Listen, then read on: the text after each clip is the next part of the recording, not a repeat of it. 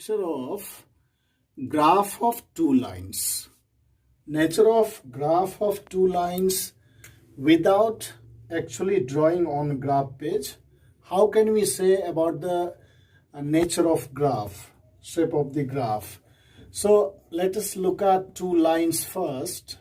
Will be in this form: a1x plus b1y plus c1 equal to 0, first line. a2x plus b2y plus c2 equal to 0, second line.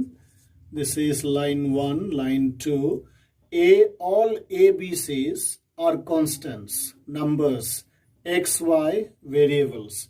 Then first thing, you evaluate this ratio, a1 by a2, b1 by b2. If both are not equal, then you can say the graph will be showing intersecting lines. Intersecting lines. First case. Second case is if a1 by a2 equal to b1 by b2 equal to c1 by c2, then it will be coincident lines. Coincident lines. Third is if a1 by a2 equal to b1 by b2 not equal to c1 by c2, then the graph will show parallel lines. I am taking a question. 9x plus 3y plus 12 equal to 0. 18x plus 6y plus 24 equal to 0. These are the two equations.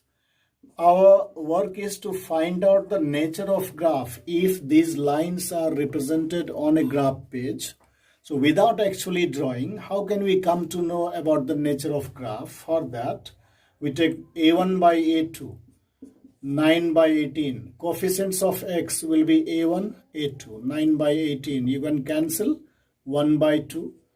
Go for b1 by b2, means coefficients of y. 3 by 6 will give 1 by 2. C1 by C2 means 12 by 24 will give 1 by 2. What do we find is A1 by A2, B1 by B2, C1 by C2 all are equal.